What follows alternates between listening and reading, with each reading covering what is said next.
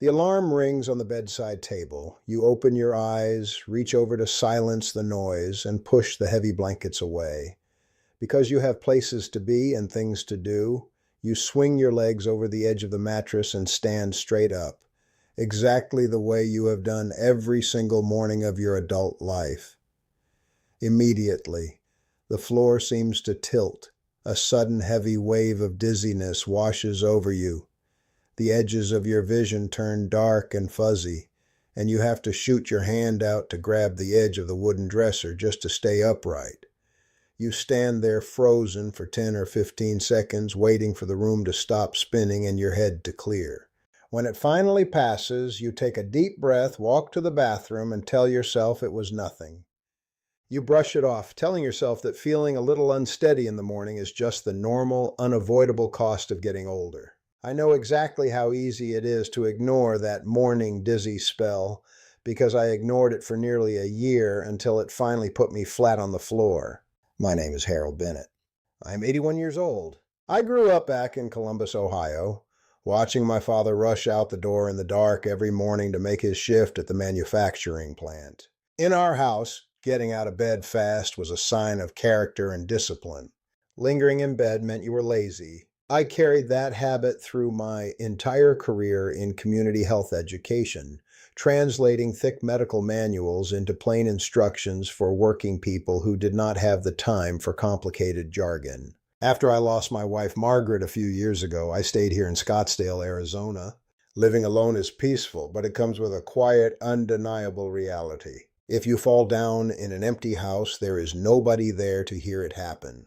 You are entirely on your own. A couple of years ago, I had a morning that completely changed how I operate.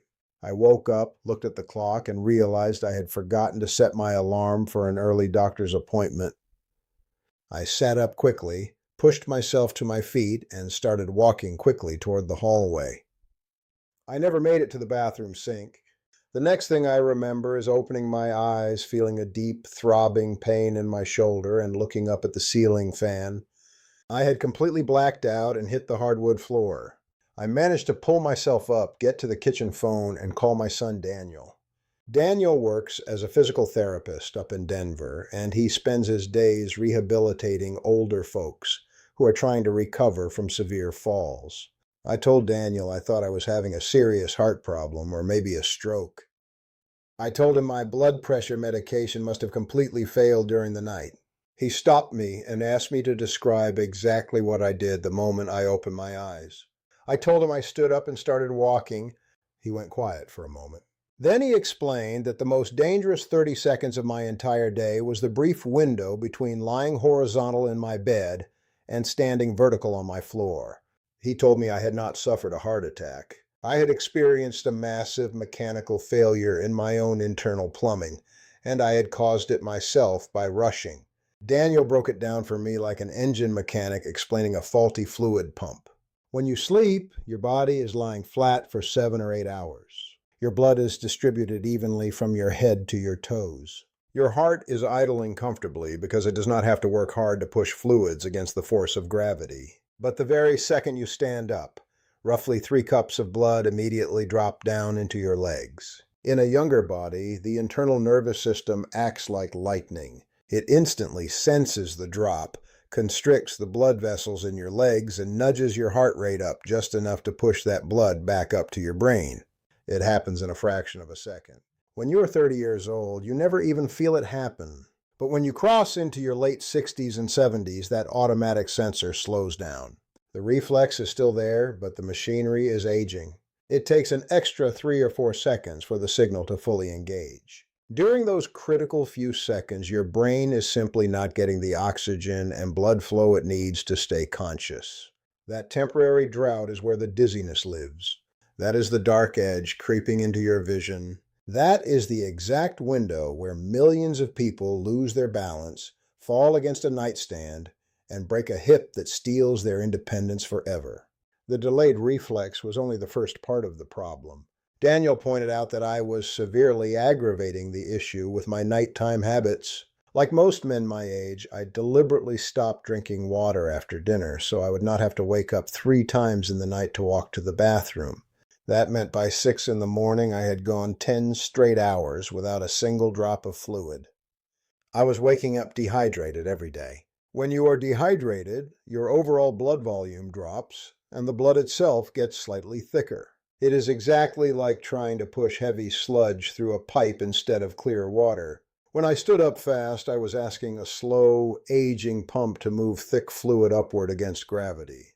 There was one more factor I had not even considered until Daniel brought it up: my daily medication. I take a pill to help manage my blood pressure. It does a fine job keeping my numbers steady, but medications have peaks and valleys as they move through your system. Because I took my pill late in the evening, the medication was hitting a trough, its weakest point of protection, right at dawn.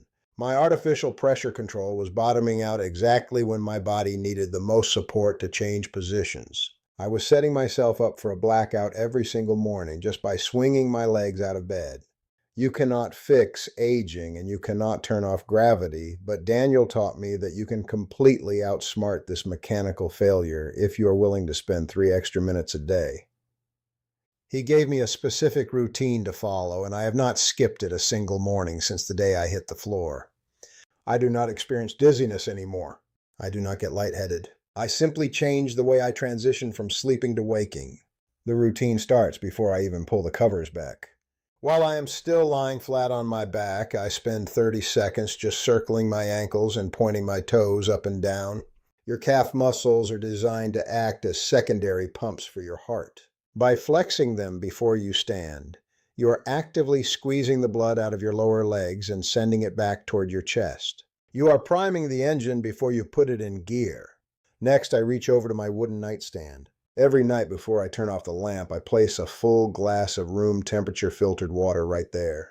Before I sit up, I drink that entire glass. It gives my cardiovascular system the immediate volume it desperately needs after a long, dry night. It thins the blood out just enough to make the pump's job easier when gravity finally hits. Only after I finish the water do I swing my legs over the side of the bed.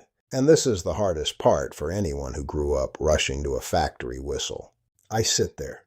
I do not stand up. I sit on the edge of the mattress for a full, uninterrupted 60 seconds. I look out the window at the Arizona morning and let my breathing settle. Sitting is the halfway point between lying down and standing up. It gives that slow, aging nervous system a full minute to recognize the change in gravity, gently constrict the vessels, and adjust the pressure. I give the system the time it needs to catch up to the demand.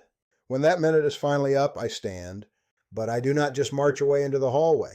I place my hand firmly on the solid wood of my nightstand and I hold it there for 3 seconds. I give my body a physical safety net. I wait to make sure the room is perfectly still, that my head is perfectly clear, and only then do I let go and start my day. The final piece of the puzzle happened at the pharmacy. Following Daniel's advice, I went to the man behind the counter who hands me my blood pressure pills every month. I did not wait for my doctor because standard appointments are rushed.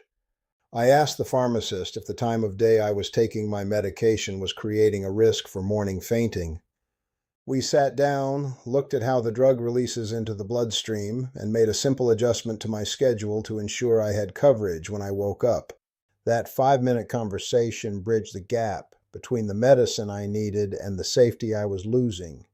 After 60, the little things are what matter most. The body does not ask twice in the same way. You might have gotten out of bed like a rocket for 50 years without a single problem.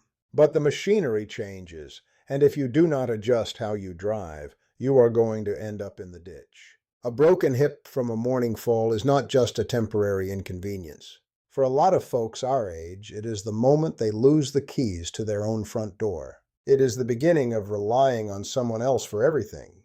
It isn't too late to change the routine.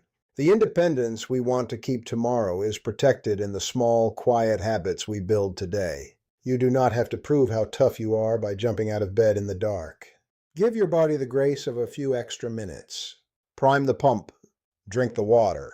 Let the pressure stabilize. I am going to go fill a glass of water and set it on my nightstand for tomorrow. Take care of yourself.